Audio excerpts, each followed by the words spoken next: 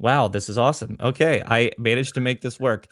I don't know if you saw the clip or whatever the last one, but when I did this with Kane last week as a test, I accidentally tried to share the browser with the video.ninja setup, and I could get audio and I couldn't get the video to work.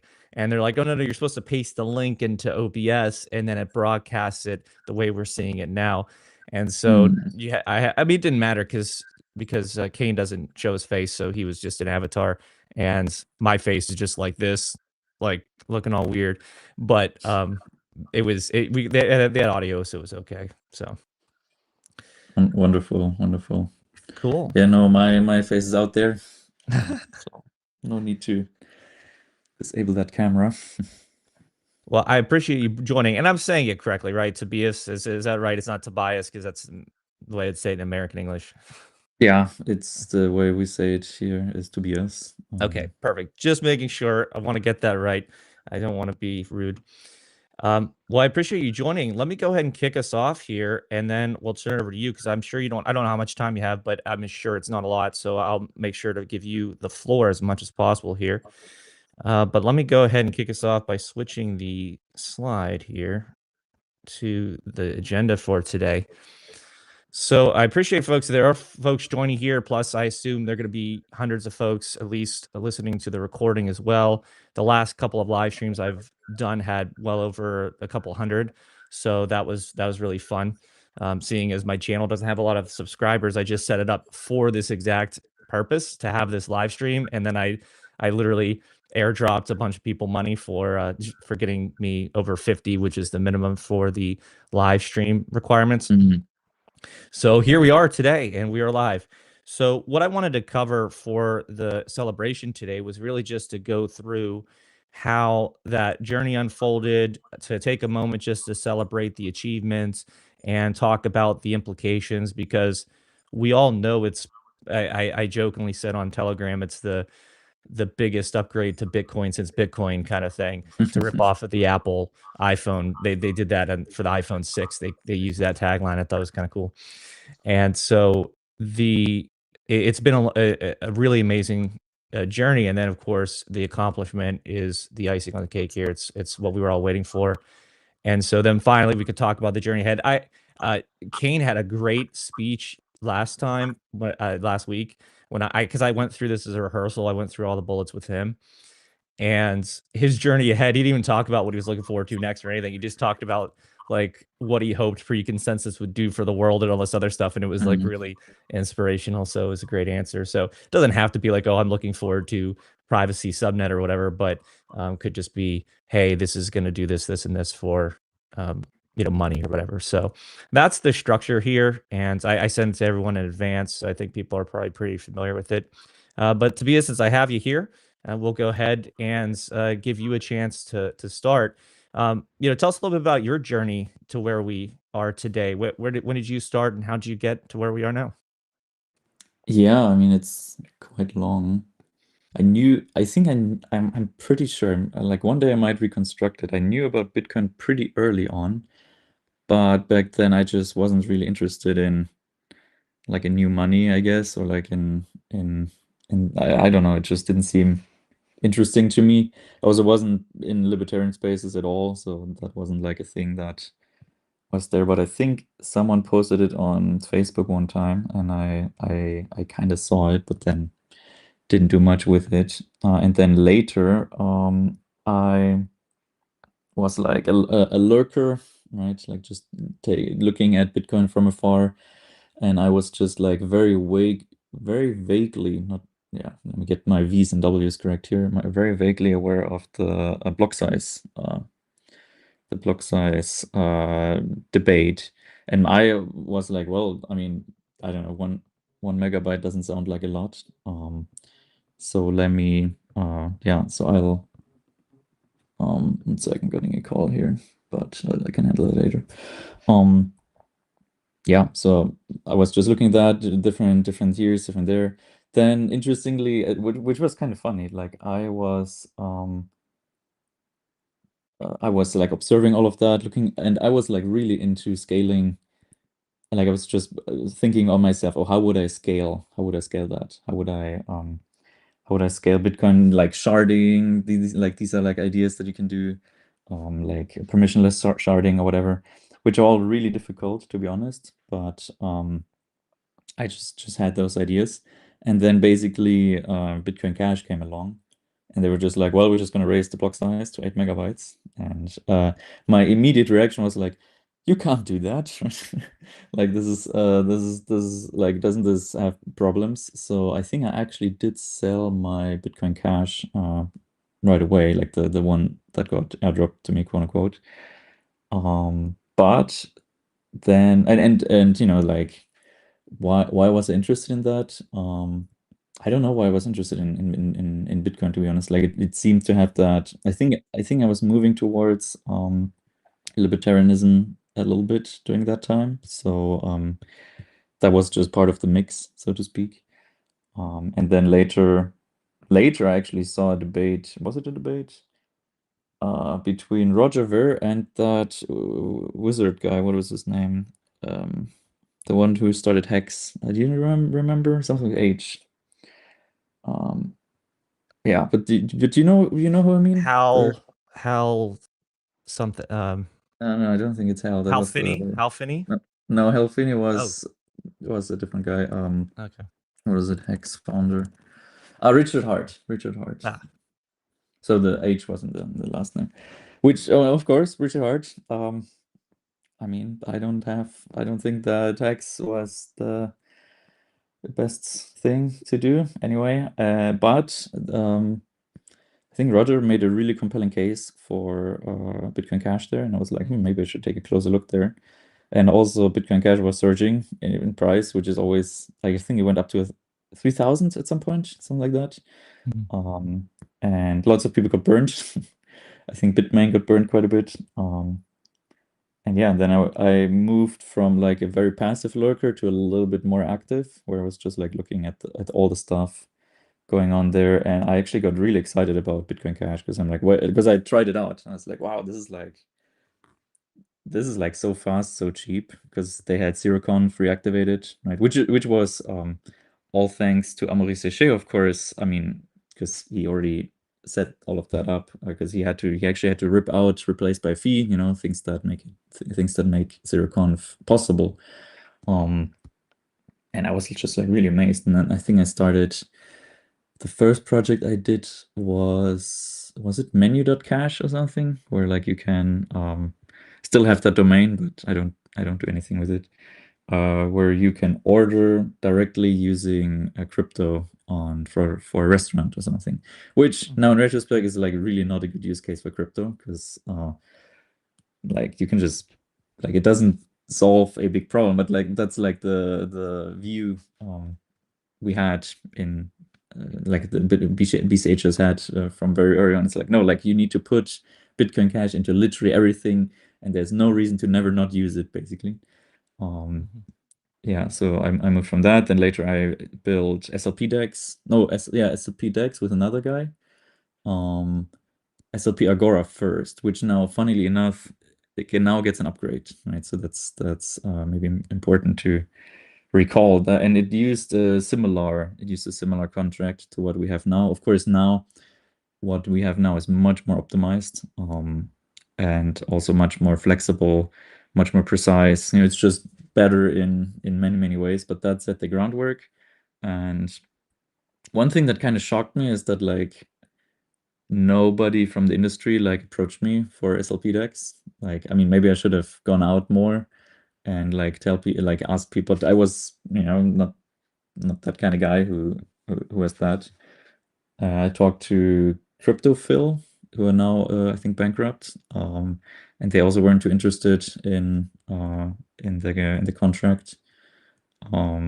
But yeah, so there was that. Then I switched over to Bcash, which is still online. I mean, I'm like so many projects that I like started and then discovered that the business model might not make sense with the card, the NFC card.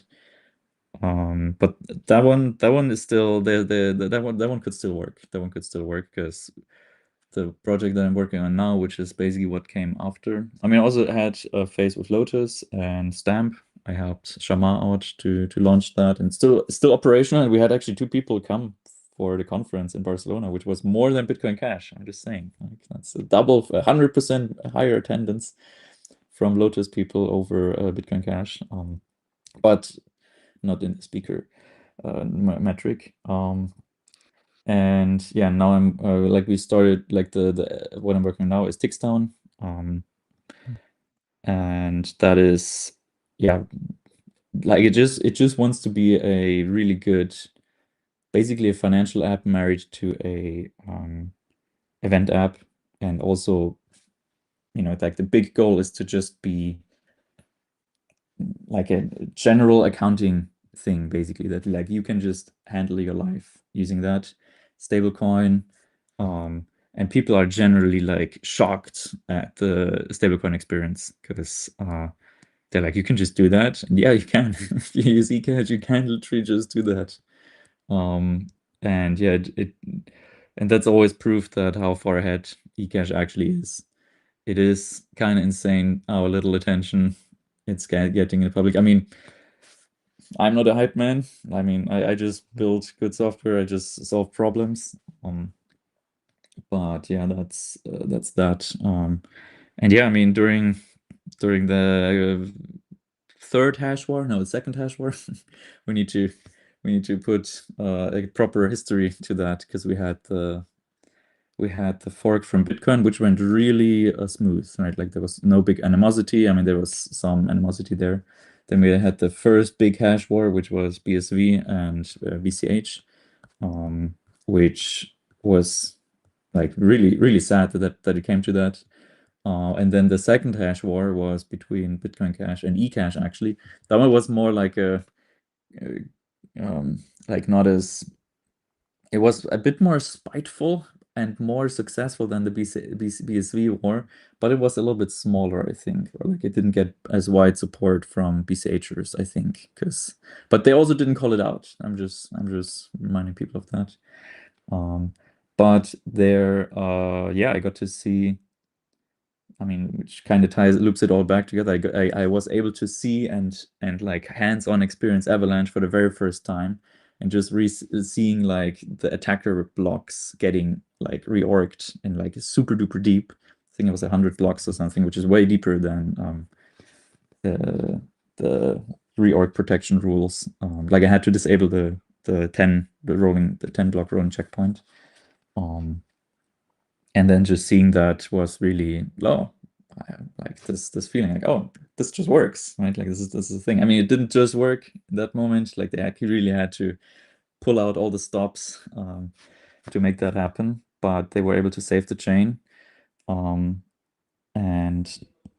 yeah, and from there they were able to yeah, now basically finish Avalanche. I mean, finish the big promise behind Avalanche, which is pre-consensus. That is really the thing that eCash, like the founding myth, so to speak, of eCash. We got a bonjour. Hey, it's the man himself. How are you doing? Can we hear you? I don't think that's for him to answer, right? But we can hear him type. Maybe he can't. Yeah, that was just a rhetorical question to see if you would say something back. Didn't have to make logical sense. By the way, while we're waiting for that, just a quick update. We just got 2 blocks closed after the timestamp. So we went from 6.5 something to 8 zeros and change, and we are now at 8.175 for the last block time. And so the median time is 5.408. So we've got, what is that, four left? Because it needs 6 to get over. It needs 6 to get over the median over 8,000. So, oh, looks like do we just get a third one? Really? You're kidding me. There's no way. I don't see one. No. Okay. Why did it just jump? Oh, I'm sorry. I was looking at the wrong thing. 8175 is the current. I was just reading my screen wrong.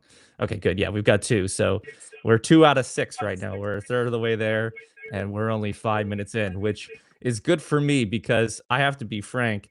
I was super worried because if I unshare that real fast and go back here, I have my tentative schedule. I When will the first actual pre-consensus transaction be able to take place? No idea, because we rely on the blocks to be finished or mined, and they average 10 minutes, but they're not exactly 10 minutes. So I was hoping that I wasn't going to be sitting here by myself because everyone had to leave, waiting for an hour for something to happen so I could send the first, well, not the first, but like one of the first pre-consensus transactions. That's the goal of this live stream, is to be able to have number 6 happen, and then I'll immediately hit send. Um, and we weren't. Let me share that back up so I can show what that looks like. Whoops, I need to flip back over. So I've got my cache tab up, and for folks who are just joining, that is a proof of writings eCash address 1125, obviously November 2025. And so every time a block completes, I'm just hitting send on that and then bringing this back up again and just sending it every time. I know I don't know what would officially count, so I'm just sending it every time a block closes until the 6th, you want to until have the the median first. crosses. You want to be legit the first. I don't think I would be the first, but I'll be in the first block. But will I be the actual first transaction? Probably not. I'm sure some random thing will win. You know, it's So, it's like can you hear us? We don't want to cut you out here. Yeah.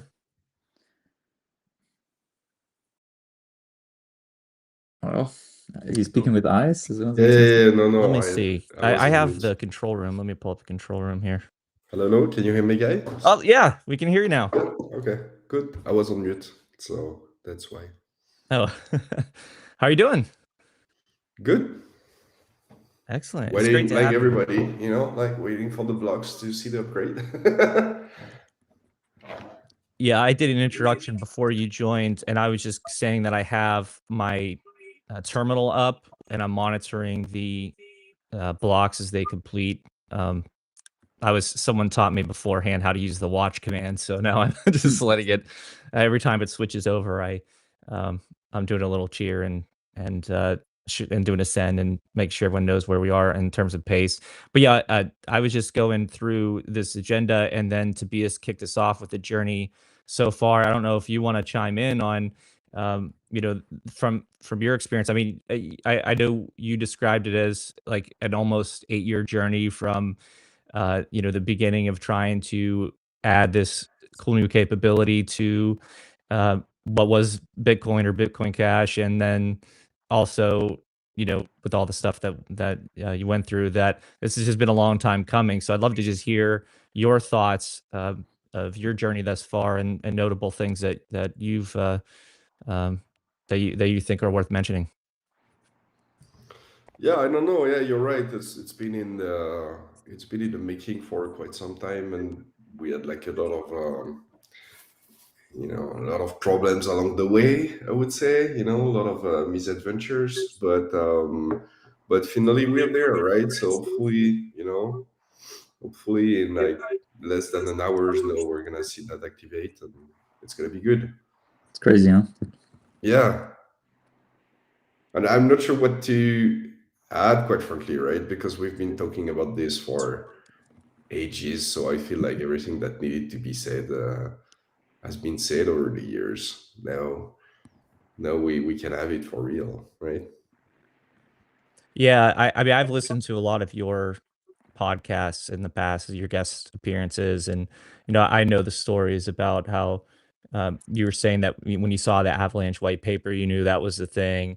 Uh, you talked about your experience, and I believe it's Facebook, correct? Because my brain Yeah. is trying to tell me, it keeps telling me Google, because I actually knew. I don't know if you know Ben Silverman, but Ben Silverman's the head of Pinterest, and he sat 2 cubicles away from me at his job 20 years ago.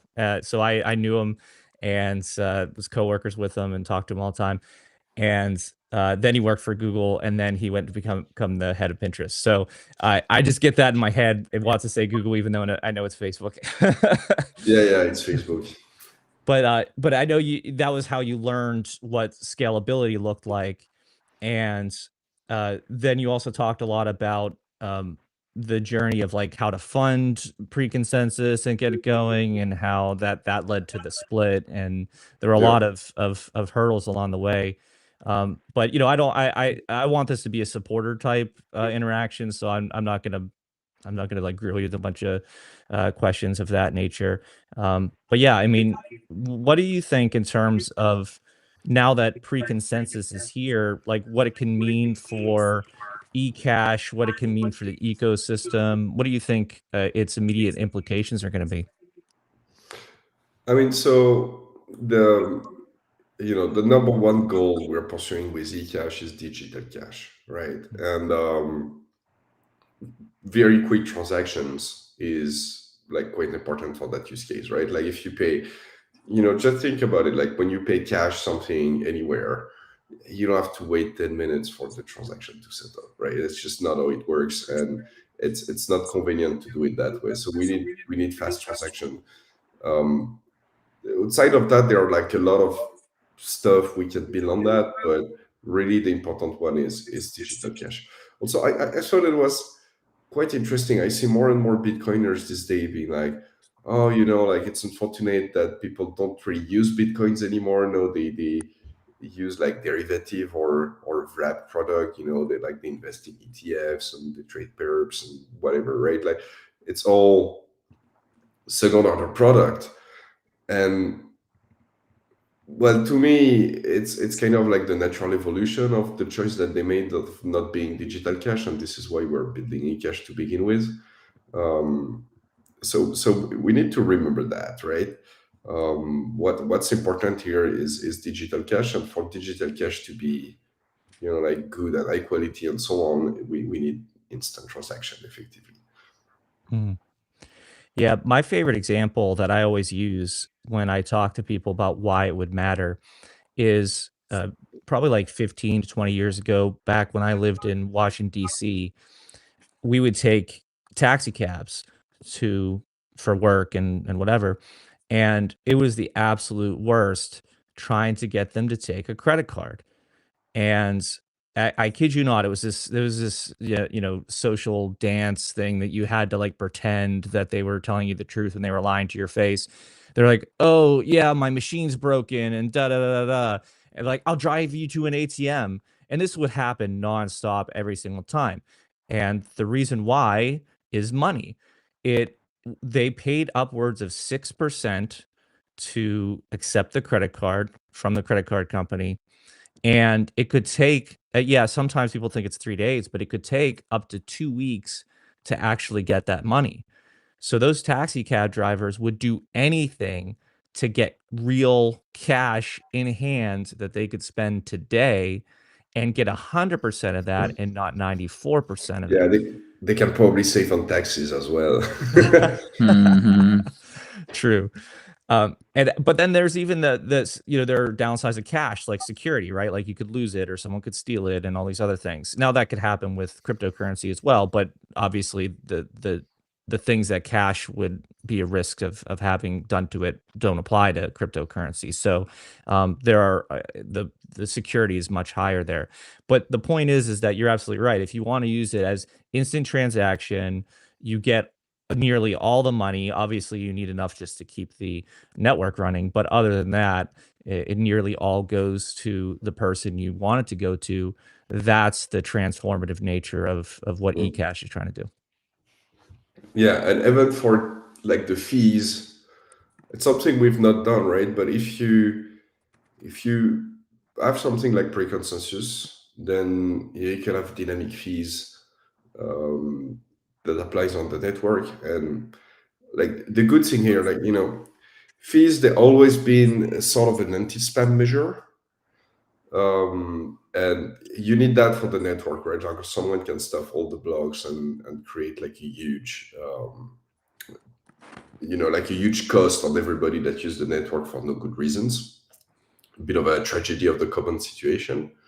But you don't necessarily want the fees to be high all the time, right? Like you actually want the fees to be low most of the time. Like if nobody is running some kind of attacks, or if there is no, pressure on the network, he can have the fees that are very, very low.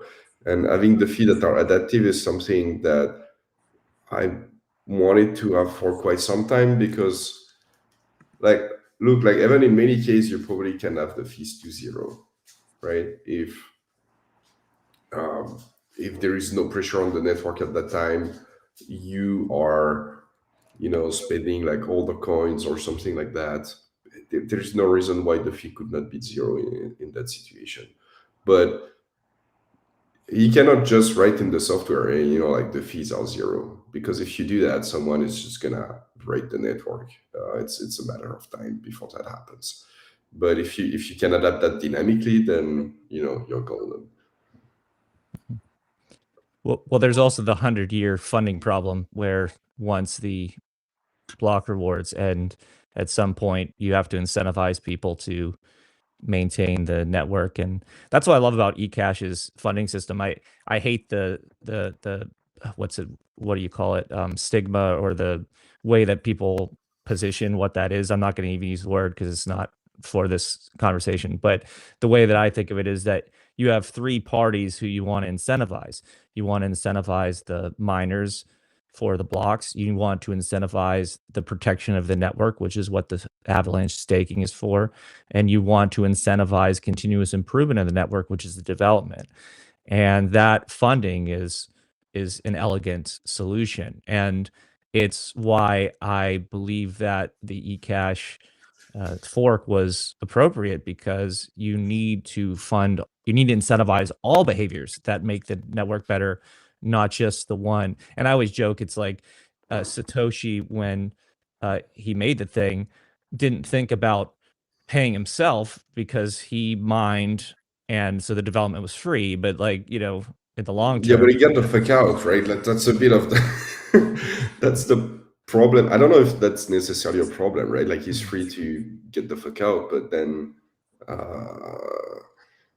you need to fund development somehow. And we went through many other avenues, right? Like not just the one funding from the network, but what ended up happening in the BCH ecosystem was very toxic and did not at all enable us to develop, because on one hand we had some funding, but on the other hand we had people that were throwing wrench in what we were doing that had like 10x the funding that we had, and so that was just like not workable, even for people funding, like very frustrating for them as well, because they pay money for stuff to happen, and then stuff doesn't happen because it's like 10 times more efficient, like no 10 times less efficient than things could be if you have people throwing wrenches, so that was just not working at all.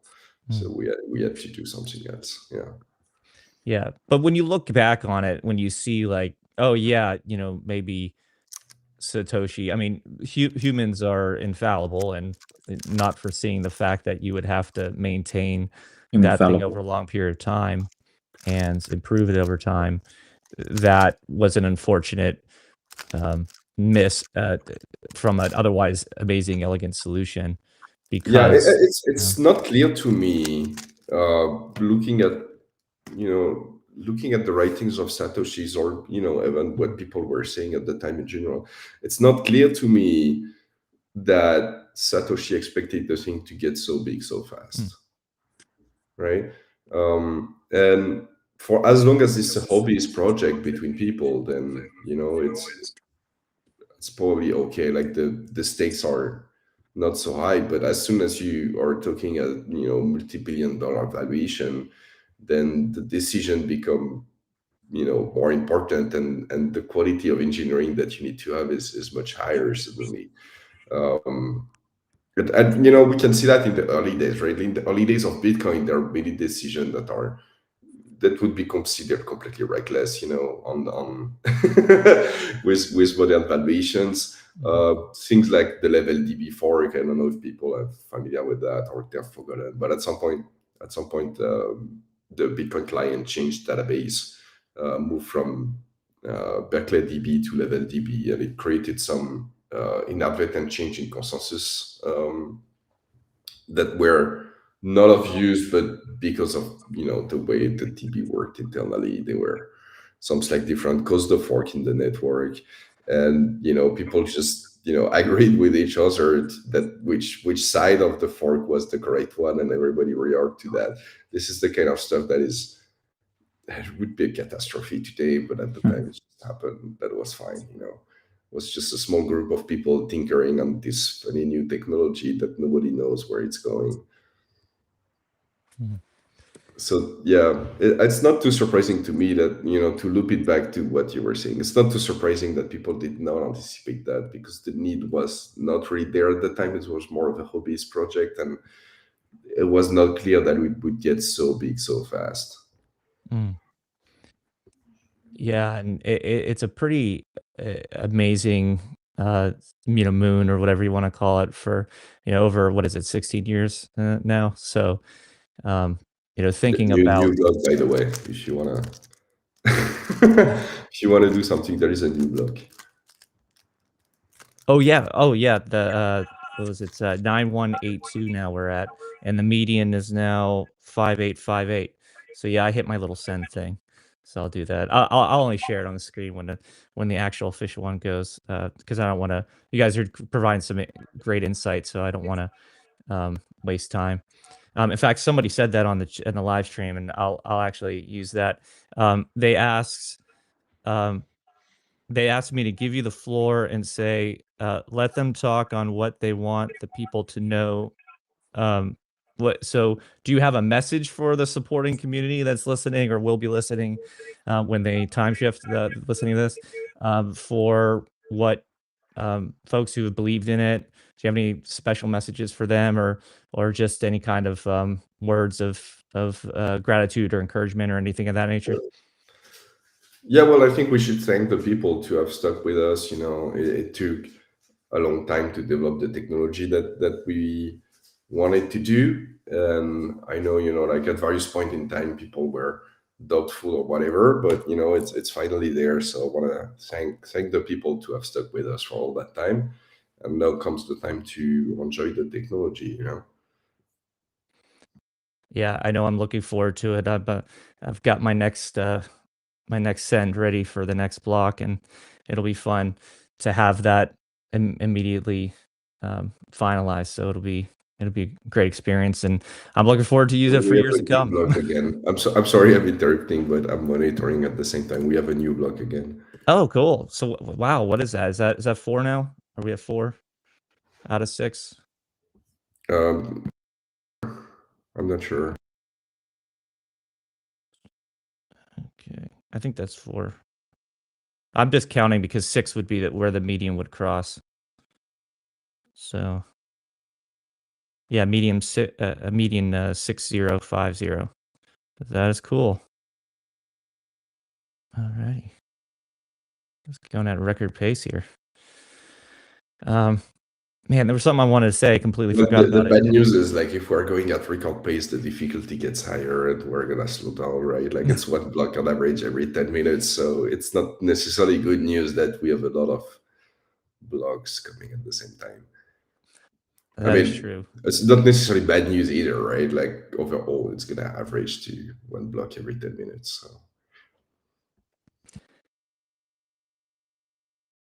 Yeah, as long as this ends at a reasonable time, so I'm not sitting here for an extra 2 hours, I'll be happy. But yeah, I it's forgot. probably not gonna be 2 hours, especially since Heartbeat, things have become more regular on that front.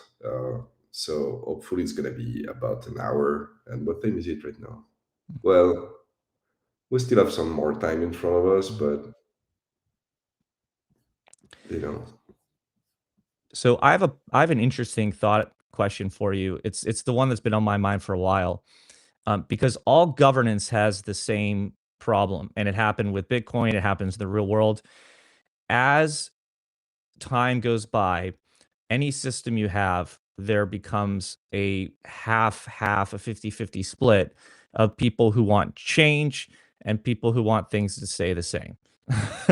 And so that's why obviously there were forks for BCH and for eCash, because of the fact that there still needed to be improvements to get where it needed to be for the faster transactions, for the scale, to be able to develop all of that. And that's what caused those splits.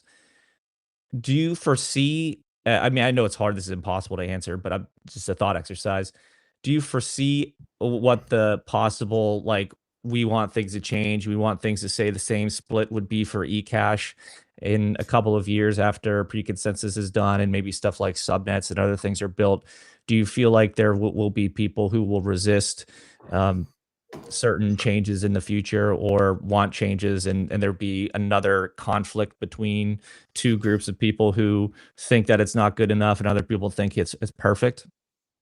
Yeah, I've not seen any sign of that brewing at the time, but like as you mentioned, this is in human nature, so it over the long time, it's probably gonna happen at some point. But I'm not quite sure what it would be about. Like right now, there is no sign of that brewing. I would say, at least not that I have seen. That being said, I think Avalanche provide much better way to resolve this kind of stuff, because now there are a lot of stuff that we can do at the Avalanche level rather than at the consensus layer. And what's causing fork is people, like at the consensus layer, everybody has to agree exactly. Right? Everybody has to obey by the exact same rule. And if they are not, then you get a fork. It's not true at the Avalanche layer. And that leave people to be like, okay, I wanna play by different set of rules, and so I'm gonna implement that. And if those people become the majority of the staker, then their rule are gonna be the rules. And if they become the minority again later on, then their rule is not the rule anymore. Hmm. That I think that leaves a better way for conflict resolution, because that doesn't necessarily require a fork. Yeah.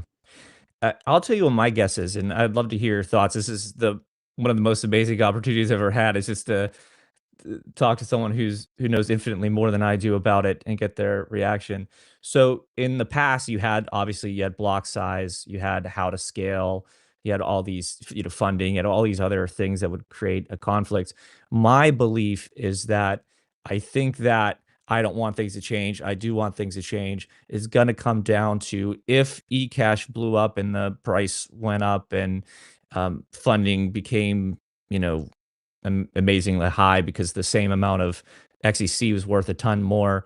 My guess it's going to be that split in funding between miners, stakers, and development. And I think that's going to be the one where everyone's in it for themselves. So the miners want the highest amount, the stakers want the highest amount for themselves, and so on and so forth. And my Yeah, but thought, I think like none of those groups want to split, right? Because at the end of the day, you want the highest amount, that's for sure, yeah, right? But at the same time, if you split, then the amount becomes smaller, yeah, so you get like a higher share of a smaller pie in a way. mhm, And the good news is, like, this is a good example of what I was mentioning, because mhm, all those rules about funding, and staking and whatnot, they are all in the Avalanche consensus layer. And so you can run a node today that have different settings at that layer, right? And if you find sufficiently many people to agree with your set of rules, then those are going to be the rules of the network. mhm, You don't need a fork, mhm, and you don't need you don't need a consensus change. You don't need the agreement for the party. You can run your stuff right now today if you want. mhm, If you want, well, like 100% of the block reward to go to you, you can run a node that does that. And if you find sufficiently many stakers to agree with you, then it's going to become the rule of the network. mhm. Yeah, it's funny you mentioned that because I actually had that ready to go in case I was the only one on this live stream. I had the Bitcoin white paper up. I had the line highlighted. I believe I saw it from Kane, but it might have been someone else, like eCash Informer or something like that. But they had a very nice X post that said that um, something along the lines of Satoshi predicted it or prepared for it or was thinking about it or whatever the right words are. But this was the point where what evolved into what eCash now does, where a lot of stuff was pushed from one place to another in terms of how voting and consensus was reached and for various rules and stuff and such. And I think that's what you're describing. Is that right? So I'm not sure because I've not seen the post you're referring to. Oh, but sorry. You're probably not be able to see the screen, huh? No, I'm not seeing the stream. Oh, I'm sharing the point of the white paper, Bitcoin white paper, section 12 conclusion. The last sentence, it's the last sentence of the whole paper. It says any needed rules and incentives can be enforced with this consensus mechanism. I see. Yeah.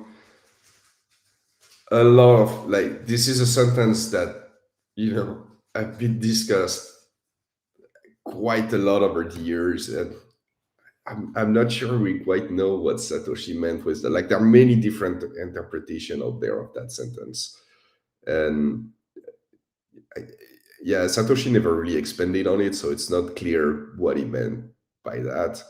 That being said, what he's proposing in the white paper is, amongst other things, is a consensus algorithm, so that like a decentralized network could agree on something, and the most important thing you need to agree on is which transaction came first in case of double spend, right? Like, that's the problem you need to solve.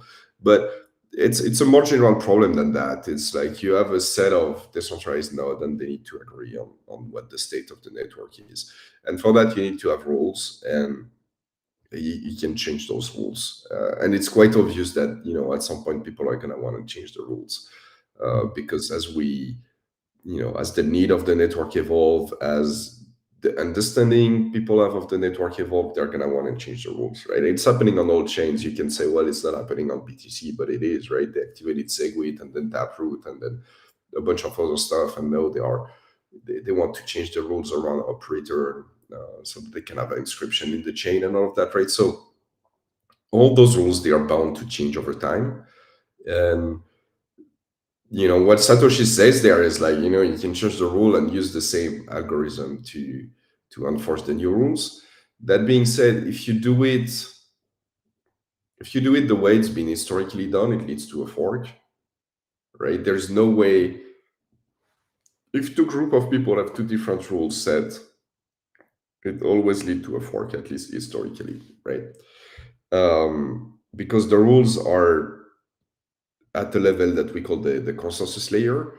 And the consensus layer, as its name indicates, you need to be consensus there, or you have a different blockchain, like quite literally by definition. And this is what happened in the wild. If you change that layer and not everybody change it at the same time, you get two chains. One thing that we've done is like we've moved a bunch of those rules,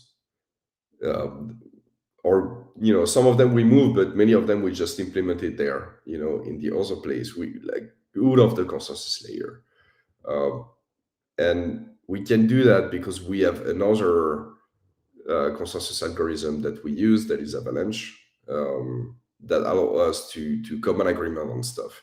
But one of the benefit we have doing it there is that it doesn't lead necessarily to a fork, unless you do want a fork, in which case we cannot prevent you. But if you're like, well, I just want the rewards to be distributed differently, you can run a node that does that, and if you convince sufficiently many people, it's going to be what is. That is, I think, a much better way to do things. It leaves a lot more open to you can change a lot more stuff a lot more easily without causing necessarily forks or even risking to do that. If you don't want to risk a fork, you don't have to. Wow, I can't believe it. But just in that time, we're past the median now, so I'm hitting send on this sucker, and this must be one of the first active transactions, right? Am I getting that right? Because we're past 8,000 median time, right? So it's live. We just have 2 blocks arriving pretty shortly, so we should be past the medium past. Yes. Okay. So that was one of the first ones. Let me see if I can look at my transaction history. Did it finalize? Oh my God, it's already done. It usually waited a block, right? Before the little check thing went off. I mean, yeah, you have to wait a block and then 2 seconds after the block or so for the block to be finalized to have the check marks. And no, you should have the check marks, almost right away. And the person who can answer that question is just joined somehow, amazingly, coincidentally. I'll take that. Joey King is here, everybody.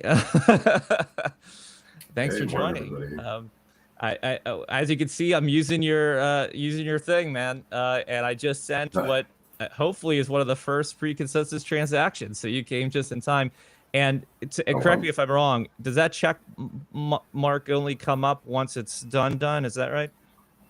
Yeah. Well, I mean, so I'm making diffs on Cash Tab right now because I have stuff to change now that the stuff is live. But the way it works is that it's using Chronic Client, which has a WebSocket, and the WebSocket has an is final message. And the dev has already been done on those. So those used to be driven by, when a block was found and the block was finalized, but now they're driven by when the transaction is finalized. So it's using those same messages, and it should just start working. But again, I haven't tried it yet. I just woke up. It's 4 a.m. here. But yeah, like it's all coded to appropriately recognize exactly like what stuff is finalized immediately. But because I haven't used it yet, like I'm basically testing it now and seeing if there's any other diffs that need to go up. Yeah, well, I think that was one of the first transactions. Probably not the first, but that was one of the first transactions I just sent. And I sent it to Kane in honor of Kane, who's, as everyone knows, the most famous of the eCash supporters, the most outspoken. And obviously he can't make it because it's super early and he has, I think, kids and such. So appreciate it. Oh yeah, that's the only reason I can make it this early. Oh, and I just did the first Agora with 64-bit ins. I had to patch my own Cash Tab, but yeah, I hope nobody. So I haven't updated Cash Tab's unit test I made the trade. I was worried that people that would crash Firma, but I accepted it right away, so everybody should be very nice. Not crashed. So we're good, and it's already finalized, which is cool to see both, mixed together. Let me send you the. Here we go. I sent you the link to the. I mean, it's just the block explorer, but you can see in the hex clearly that it's doing. Yeah, that it's doing big 64-bit math. Oh, whoops! I clicked on it and it pulled up in my Safari. I have 2 browsers open, so let me paste that over to the one I'm sharing on the screen. Is it okay if I share this on the screen? Yeah, absolutely. Okay, I just make sure I wouldn't want to share something without your permission. Okay, do that. Okay, so what am I looking for now? I mean, like, first of all, it says final, right? So pre-consensus is working, which is really cool. Yeah, there it is. And second, we have this as an Agora transaction, which is not so we really probably should change the UI a bit, like this finalized stuff. We should have like an icon or something, right? It's a bit unfortunate that it's just like a final, yes. Oh, I see. So final, yes, and then token output 1.0000. Those are the 2 things that are interesting based on what just happened. 1 second. I will just double check if there's another thing that's interesting. Because as far as I know, so another thing, if you put advanced on, and now we're getting a little bit into the weeds, but I just need to, because I did it, right? I have to explain, I guess. If people fall asleep, then that's just how it is. And then you see there's 2 inputs, right? One is the address is the one Firma. And then you can see how if you go to script decoded, right? So we got the script hex, which is encoded, and then decoded, which looks kind of the same. But there, if you look a little bit, you see OP true. If you look a little bit, right? I'm not sure if you see that. OP true. So you have to don't have see that. advanced Oh, there it on. is. Yeah, I see it. I see Yeah. it. I see it. And then the number before that, right? This is a hex number. It's OX80D8DFC, right? So this is you can see it's a long number, right? And if you count how many there are after the X, it should be 16. Let me just double check if that's the case. Yeah, 16. And 16, each of those letters takes 4 bits because it's hexadecimal, right? So 16 times 4 is 64, right? So this is the first, and you can see it is little endian, which means the highest is on the end, which is 7F, which is just because like the way Agora works, it just tries to use as much precision as possible, or you don't want to waste any bits. So this is the accepted number of tokens scaled up to the maximum possible, which in this case is just a little bit under like 0xFFFF. So this would be the same as 99999 in if you have just decimal numbers. But yeah, so this means, I don't know, this means that it's working basically. I don't know. My explanation probably wasn't too helpful, but I'm just double checking it all works, and there we go. Yeah, I'd love to hear from you. Like, why was it 32-bit before? Is that is that right? Yeah. Why was that the limitation before this update? I mean, Satoshi said so. I don't know. He has spoken. That's just what's in Bitcoin and everything. That was like the pre-existing. Hi guys, I just joined also. Hello, Antony. So I think the story behind that is, I'll try to squeeze it in 1 minute. Bitcoin used to have arbitrary large integers, like just you can have them as big as you want, I think. But it turned out that wasn't very secure, so that was removed again. And they limited it to 32-bit integers. Why 32? Because most computers understand 64-bit integers. But if you multiply two numbers or add two numbers that are 32 bits, you don't necessarily get 32 bits out. You might get more, right? It's just like if you add two 4-digit numbers, like let's say, I don't know, 5,000 and 6,000, you don't necessarily get 4 digits out again. In this case, you get 5 digits out, right? So just to be sure, like the dumbest way to implement it, the most secure, the most like conservative way to implement it is just be like, okay, let's use 64-bit integers, but we only limit it to 32-bit integers, because then we're for sure never gonna go beyond the range, because those are really nasty bugs. Really nasty bugs. You don't wanna run into those. So they did a conservative thing, which is probably the right thing. But we now know how to do this. This is not rocket science. Nobody just wanted to do it, so now we have that. Hope that makes sense. Kind of makes sense, maybe. Yeah, and sorry, Joe, you might have said that it's not updated yet or refreshed yet, but can I go into Cash App and actually like type in some stuff and show it has a flat integer number output? Because whenever I try to sell something, like for example, my tokens, I have 2 tokens on Agora, and I can't sell them for the minimum unit is like 2.56 or something. Yeah, Would that have changed? I'm testing it right now. Actually, it seems to be working better. I haven't landed the diff yet because I have to update some of the unit tests, but I'll get that done soon. But you can go to the dev site. I've deployed it there at cashtab.io. That's for testnet, though. No, not now. I just okay. I just pushed it. And last time I checked, it was currently, the firma offer right now is 10,000 with a min buy of 0.001, which was not possible before. So that's got to be a 64-bit offer. But if you use CashTab, you should be able to accept those. But for creating 64-bit, you would have to go to cashtab.io, or as soon as I get off this live stream, I'll be patching the unit test, so it should be live on cashtab.com in like an hour or so. But yeah, it seems to just be working. Yeah, I'm gonna try. I got it on the screen for anyone who can't see my screen because it's broadcasting on YouTube. I pulled up the Agora. Well, sorry, I didn't pull up Agora. I pulled up my tokens, I pulled up because I have two tokens. I have meaning token and I have XECited token. I pulled up the XECited one because obviously we're on the XECited channel. And yeah, it looks like I can put a ton of oh, actually, hold on. Let me try that one more time. I can put in like hundreds of thousands and it can do it one increment. Yeah. It should still it should preview your offer if you click list before you click OK. Oh yeah, there it is. Look at that. Because yeah, it used to be the actual price would have been like 988 or something like that, or 998 or something, and now it's pretty flat. That is cool.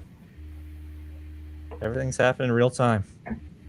As my president would say, everything's computer. So there we go. Hey guys, I might not stay too long, so I'll just say hi quickly. So just, yeah, do you have any stories you want to share with the group? Well, I mean, really, we're just monitoring the status. Like, so as of now, the new, like, the upgrade's locked in.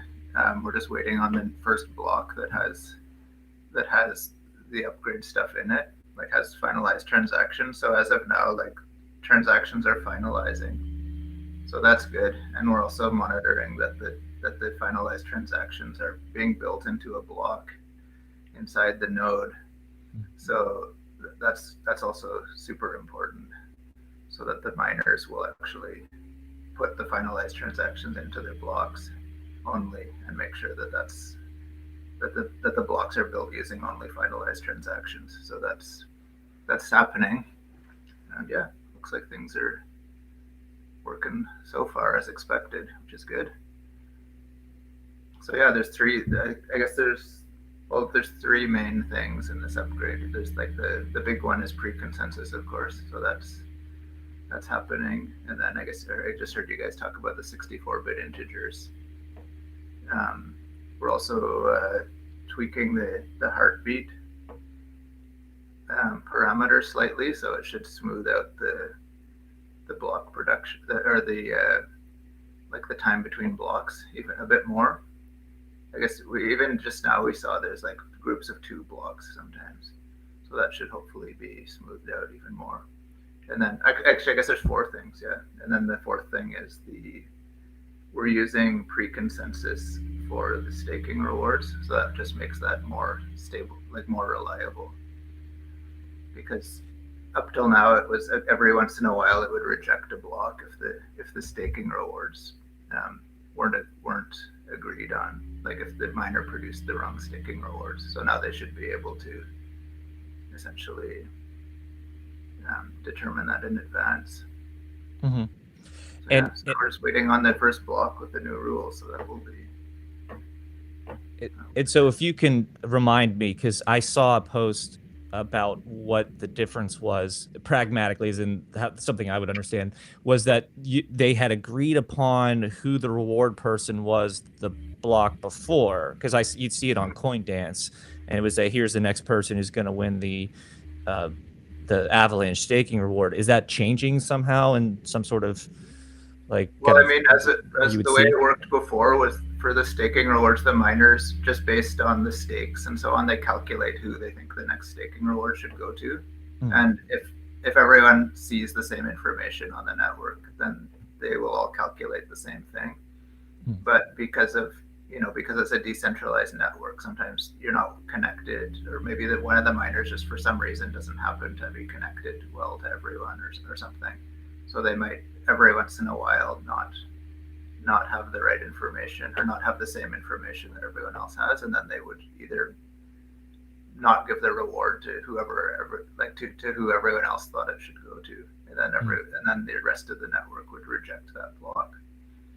So basically, the difference now is that before they produce the block, they can poll and say, hey, this is who we think the staking reward should go to, and then the other nodes can say vote yes or no based on that. Yeah, that's one of the things that's always worried me, is that, to do upgrades. So I have 2 nodes because one isn't good enough. I had one go down for a little bit and I lost some money. So I was like, well, I'm just going to have 2 now. And so I have 2 that are running the same proofs. And so it's backed up and everything. So if one goes down, the other one's still going. And I always wondered if I do it. There are two types of upgrades or changes I would do. One would be I would upgrade to the latest version of software, which I did a bunch of times the last couple of weeks to get ready for this. And then the other is when I want to update the proof with new coins, because of the price the way it is, I just keep buying more and keep adding to my stake. And so my question is, when I do those two types of updates, I have to actually shut it off and then turn it back on. And for the stake update or the proof update, I have to actually shut both of them off, and so they're down for a little bit. And so, like, is that a problem? Do I like not get into the next reward chance because I shut it down for a few seconds? How does that work? You don't have to shut them both at the same time, right? So yeah, so first the upgrade, if you want to upgrade to a new version, you can do one, and then you can do the other, and that's fine, and you always have one of the two running. If you upgrade the proof, you once you propagate the new proof, the old one is going to be invalidated, right? Because those are both using the same coins. So once you start one of the node with the new proof, the old one, even if it's still running, it's de facto not doing anything anymore, right? So you'd have to, upgrade also the other one with the new proof, and then it's gonna start doing something again. Yeah, I'd recommend doing one at a time. Like, do one and check the new one, and you can check that it's that everything's working properly, and then shut down the second one and so upgrade the second one after. Yeah, the reason why I didn't, I do the software upgrades one at a time, because that doesn't matter, it's fine. When I tried to do the proof update one at a time, whenever I did the first one, and I tried to do it, it gave me an error. I forget what the error was, and I'm not asking you all to troubleshoot this in real time or anything. I'm just relaying my experience. Did you increment the sequence number? Like, that's a good thing to do, because then you could do that. I don't know. That might be one thing to try. But that's why I just chose to bring them both down, make the change, bring them both back up, because I got some weird error that it said that the proofs were in conflict. So I was like, okay, I don't know what that means, so I'm not going to touch it. Well, it'll deconflict them on the net. Like, it'll automatically deconflict them. So. Okay. Well, good. I'll do it one at a time then, and then see if that works. So we have now over 100 finalized transactions in the mempool. So that's good. Awesome. Yeah, I'll go back into history and look and see how whether I was the first one or not. It's not a big deal. It'd just be funny if it was. I mean, whether you were the first one or not is not really it's not really a meaningful question, because different nodes may see different transactions at the same time, right? And a lot of people were waiting to press the send button, I would guess. So it's going to end up in a certain order in the block, but it's going to end up by transaction ID, right? It doesn't necessarily mean that the first one in the block is the first one that was sent to the network. But even then, each node is going to disagree on which order each transaction was sent to the network. Well, Chronic does store the time first seen, at least, like... Oh, yeah. It doesn't write it anywhere. Like, it doesn't write it. Yeah, I mean, like, each node, including Chronic node, each node is going to have an opinion on which transaction came first, right? But there is not a global agreed upon ordering on that front. Yeah, no time order, except the DAG, right? So if you send something and then someone sends that again, then for sure that transaction... Yeah, that being said, you could send the second one first, right? It would be just an orphan transaction. And then that's true. I just there's no... Yeah, there's no ordering. There's no global ordering on that front. So, Joey and Antony, I know that you had joined later than everyone else. So, did you have any stories you want to share? You might be monitoring stuff right now, and that's okay if you can't tell like long, cool, detailed stories or anything. I'm happy to move on. But did you have anything you wanted to share in terms of pre-consensus, what it means to you, what the implications are, anything of that nature? Yeah, I mean, it is really cool. I'm updating the cash tab unit test right now, but that's not an emergency or anything, but it is cool to go through them one at a time. And basically what I'm updating is all the expected quantities for these Agora offers, which used to be, off by various things, and now they're just exact. So it's pretty cool, like one at a time, to see that happen, because they're all big numbers, right, with lots of decimal points, and now it's just like, oh, 0.00000, whereas before it was maybe off by like 1 or 2. But I think once that's settled down, and like once I've updated Cash Tab and all the apps, it'll be a lot more about like just enjoying that the stuff is working now. We've been a mission-driven team for a long time, so it's always been about trying to get this stuff to work, trying to solve the problems that we perceive, like with monetary systems and with the cash experience. And we have this product now that technically basically just does that. But we're also sort of entering this important transition phase where we've kind of been just heads down making it work. I mean, for like a decade, really. And not that ever stops, right? Like you keep adding these incremental features, you keep making it more cash-like.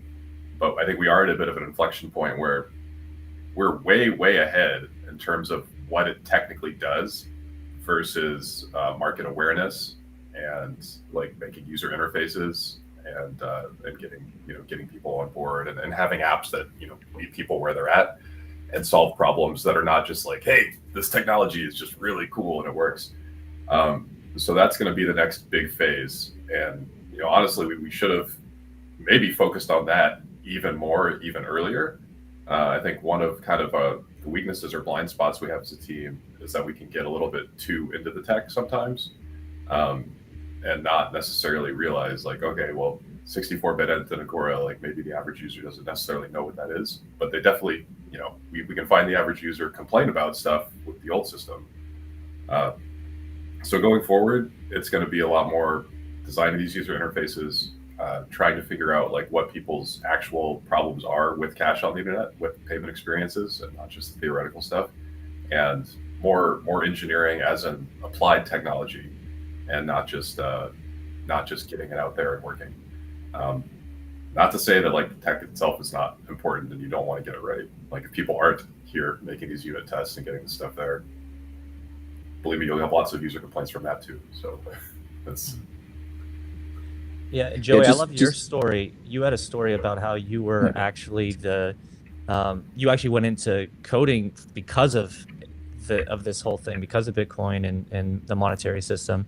What does it feel like now that journey has come to a huge milestone like this? Yeah, I mean, obviously it's fun because I geek out about the tech, and because I routinely experience all the unpleasant things about modern finance, even though like some people might just think they're inconvenient. But dealing with banks, dealing with credit cards, typing the stuff on the internet, having cash not work, like that stuff does like grate on me more than maybe other people. So I do really like building these things and trying to solve those problems. Well, just to add on that, I have a wire that is stuck in somewhere for like almost 2 weeks now, and nobody is able to tell me where the fuck my money is. Totally insane, right? Yeah. I mean, one of the first things I did when I left my job at ExxonMobil is I rolled over my 401k. Like I forget all this corporate stuff now. But the process for doing that is completely insane. Like you go on the phone with all these people, it takes like a week, and then your money just kind of disappears into the ether. And for me, it was like in my 20s, it's definitely the most money I had in the world was in my Exxon retirement account, and it's just like gone. Yeah, for 2 weeks, and then like you kind of hope it shows up, and they're like, oh yeah, it'll show up probably. And like eventually it does, maybe. When I moved to Canada, I was like, oh, I'm gonna have US dollars and Canadian dollars in my bank account, so clearly I should just go to the bank and they offer a US dollar account. I'll just open that. So I did, and of course that was a giant process, right? And then they like finally open it, and they're like, oh, how are you gonna fund it? And I'm like, I don't know, can I just like send you some money? They're like, we go through it all, and it turns out the best way to do it is they're like, oh, you should just write a check. I'm like, of course. Write a check. So I write a US dollar check from my US bank to my Canadian bank to put US dollars in that bank, physically hand it to the dude there. It took 6 weeks. 6 weeks.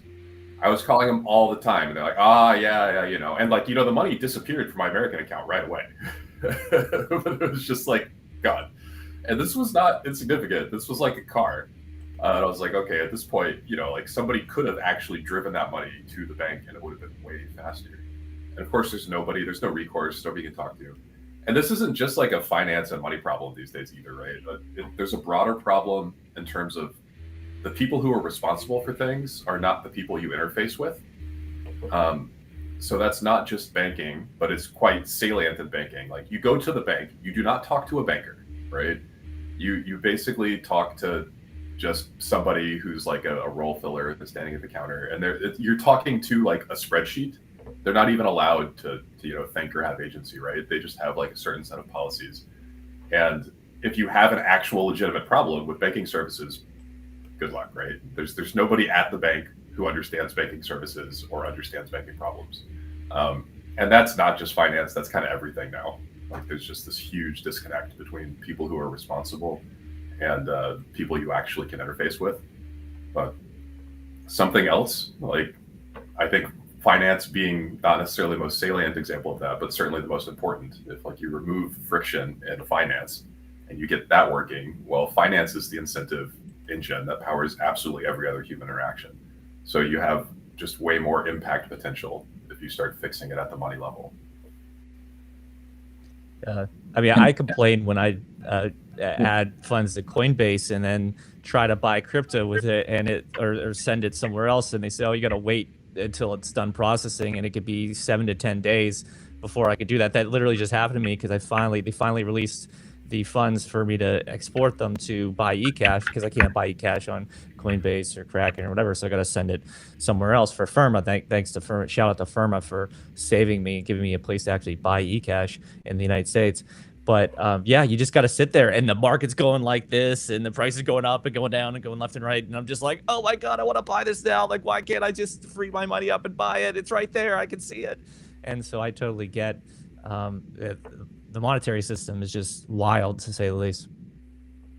Yeah, one thing there to mention is, I mean, the slowness, of course, that is a big problem. But you can kind of live with that as long as it's like kind of expected.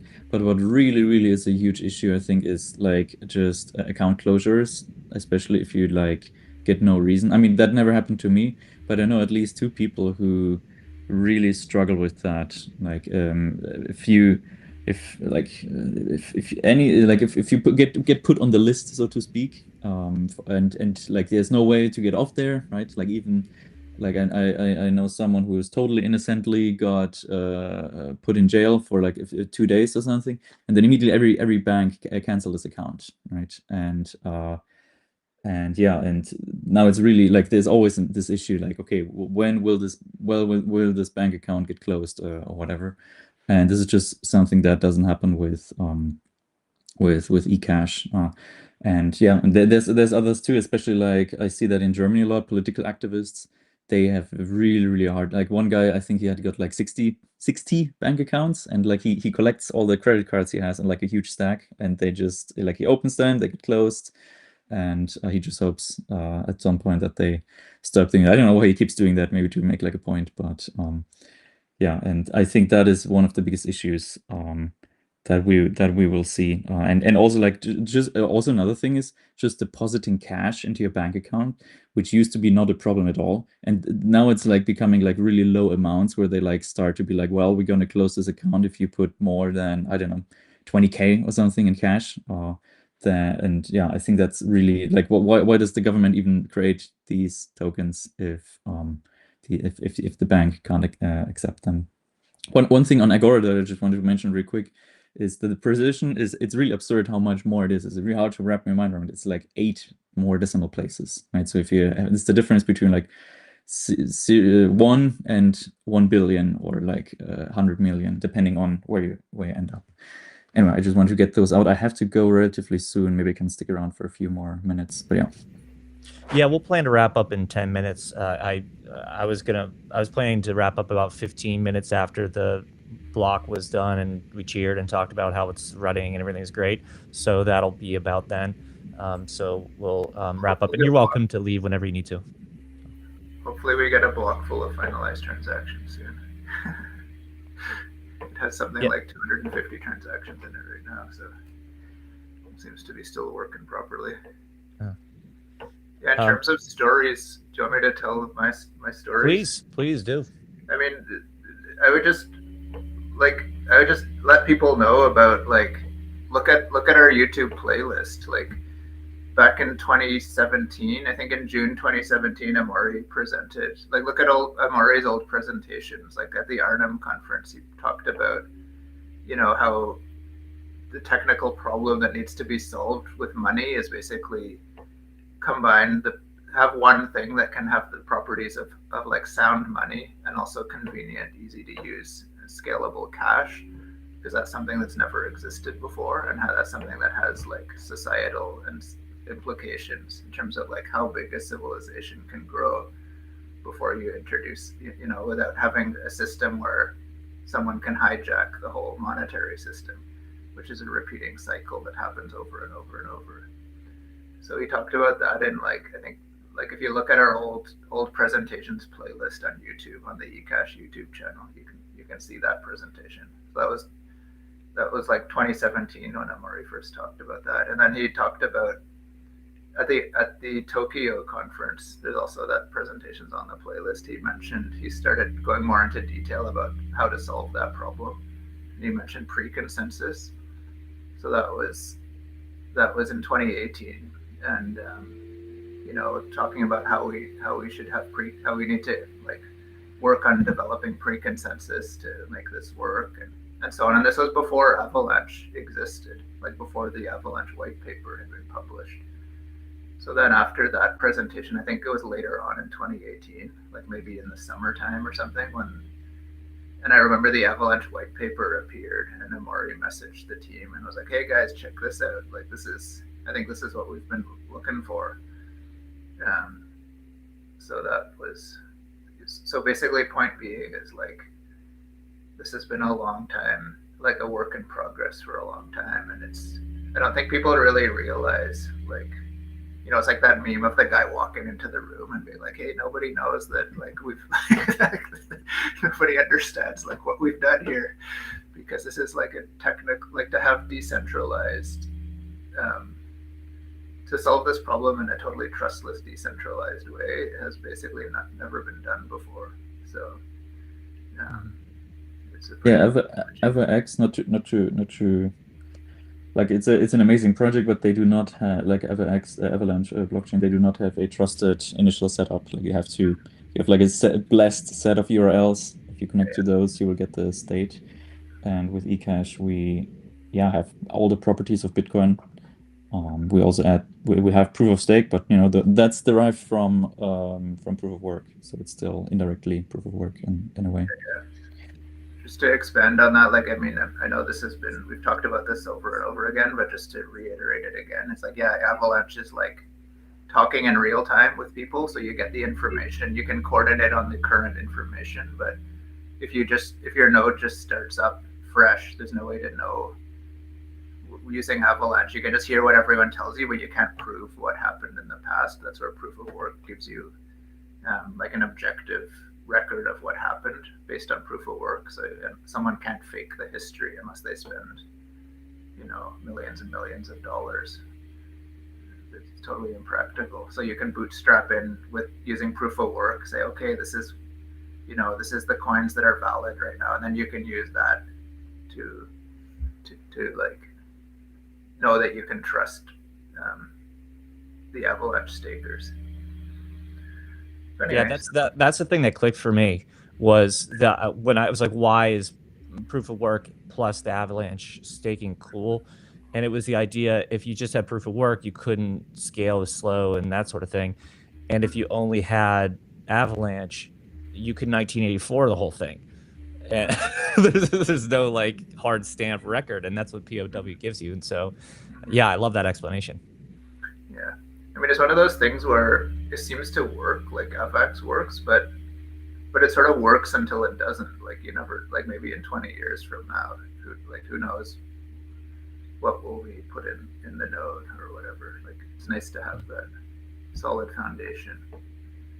And everything, like we trace our history all the way back to the Bitcoin Genesis block too. So like we're, you know, I think most of the people, like everyone in eCash essentially is like an old Bitcoiner who, you know, just wants Bitcoin to scale and to work and to be useful. So yeah, to get back to AVAX, you have a few nodes that are more equals than others, right? And you need them to bootstrap yourself. There is no other way because you have no like stamped historical record of what happened, and therefore you don't know who the stakers are, and therefore you cannot, start to run the algorithm, like the consensus algorithm. So there is no way out of that, or rather, the way out of that is Nakamoto consensus, right? It was there, but there is no way like using purely Avalanche or something similar to Avalanche to do that. Anyway, it looks like a block was mined, so I think we have our first finalized transactions included in a block. So that's Nice. What a block. I'm gonna hop off also now, Nate, and appreciate you joining. go deal with a bunch of stuff. Yeah, I'll share my screen here. That should be a minute ago. So there it is. It's Yeah, fun to everything see just the seems to be blocks working. come in, but now we don't have to worry so much about blocks anymore. Just worry about finalizations. Great. Appreciate your time, Anthony. Okay, thanks guys. Bye-bye. I have one last question. I'd love to get your thoughts on, and then I'll let you all go. Even though I could probably be on here forever and I could still have more questions. But my thought is this, because we're talking about medium exchange, we're talking about cash, we're talking about trustless transactions, we're talking about all these things. And we all know what happened years ago when Bitcoin started being taken by Microsoft and Steam and what was it, Gateway or Dell, one of the computer companies or whatever. And all these places started taking Bitcoin, and then obviously all the flaws kicked in and they stopped. They might have stopped also because people weren't using it to transact, but it was probably also due to the flaws. And so now we're seeing kind of like a second wave recently. I mean, we don't need to guess, right? Because they told us some people were using it, and you actually have testimony of people. People were using it. The reason they stopped accepting it is because the work they had to do in terms of support just skyrocketed when blocks started to be full, right? Because suddenly people, they buy something and it takes many blocks to confirm because there's no space in the block anymore. And so they're like, well, I ordered something like 2 hours ago. Why is it still not showing up? And so they contact the support, and now those companies, they have a lot of support work that they need to do for a payment system that was used, but it still was not as big as credit card or whatever, right? It was a fraction of their sales, but it ended up being like a huge amount of support. And then as any company would do, you do like, how much it costs me to accept that, like how much sale do I do with that, how much it costs me in support. But at some point, if the support increases, it's not worth it anymore. That's simple as this, right? Any rational company would do the same. And so this is what happened. Yeah. And so we are seeing a second wave of sorts. I can only name a couple off the top of my head, like Flexa. I think Square is accepting Bitcoin now via Lightning Network or something. There are probably a few others, but we are actually starting to see when they say, hey, we accept, it's like Visa and all this other stuff. And then it starts to list some of the crypto payments. What do you think is going to be different this time? I mean, we see with like on-chain data, that less people are doing that today than people were doing it in 2015, 16, around there, right?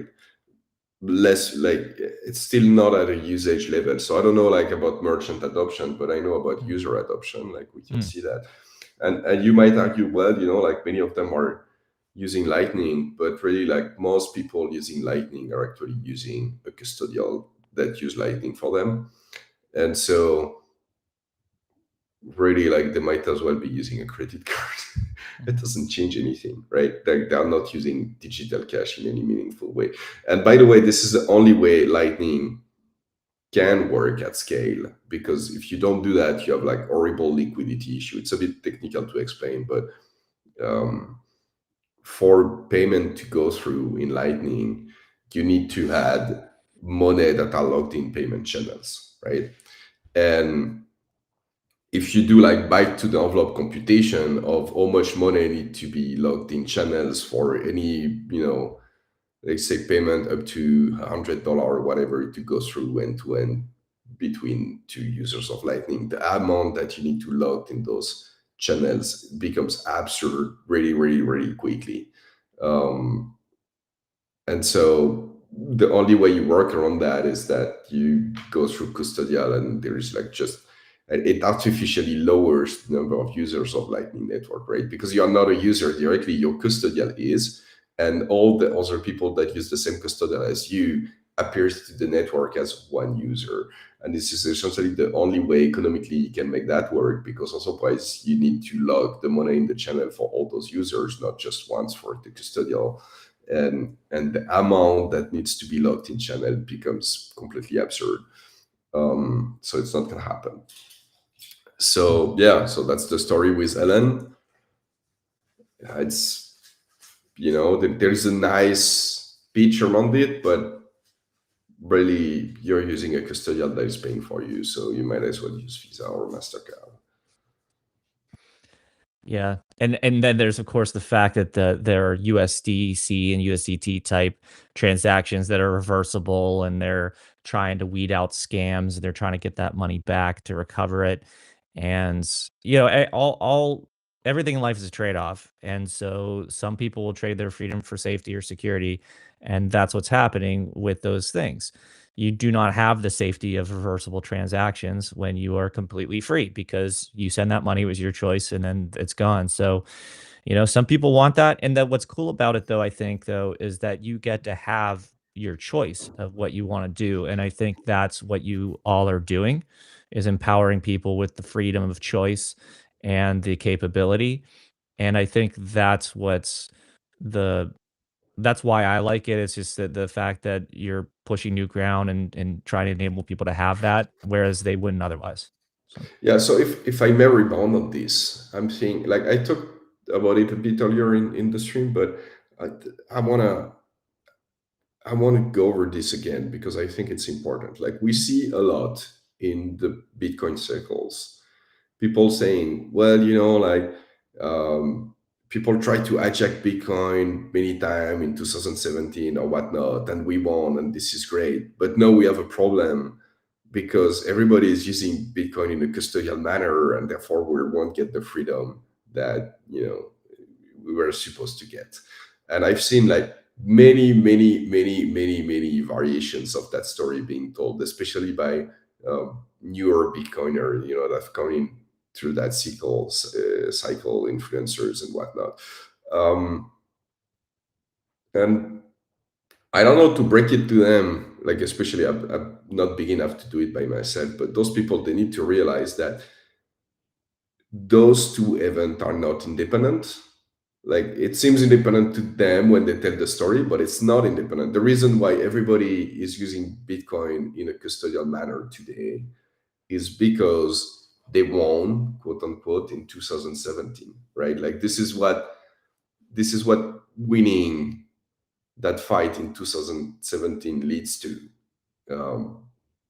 If you decide that you don't want to scale, then people are going to use custodial. That's the alternative way to scale, if you don't scale the system itself. So, I don't really know what action item I want to follow that front with, but it's something people need to understand.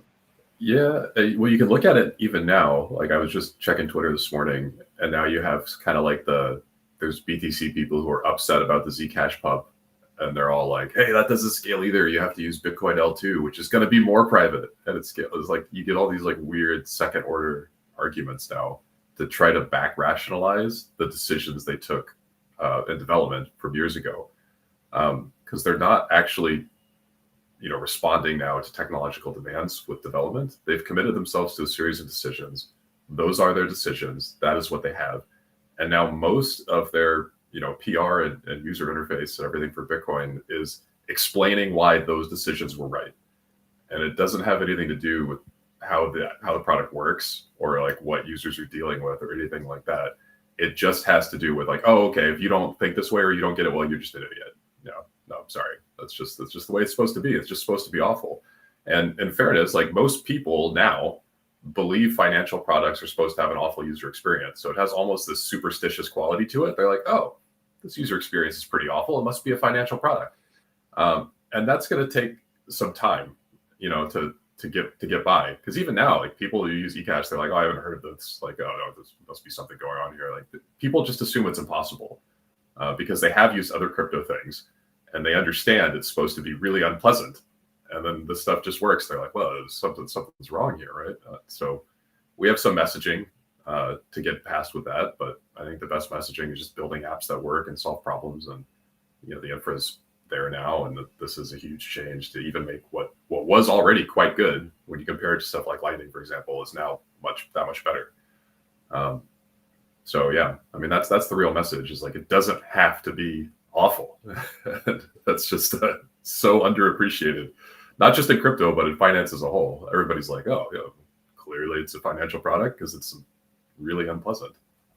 Not anymore. I really appreciate everyone's time today. I know Tobias has to leave, so I'm going to wrap us up now, even though I don't want it to end, but we're going to. I can't say enough to express my gratitude for you all joining today. It's been a wonderful experience for me. I hope it's been a great experience for the audience. I can picture myself in 10, 20 years of being some meme of us all on this little YouTube screenshot like that guy when the Bitcoin broke 100 or whatever, and like they meme him to death or whatever.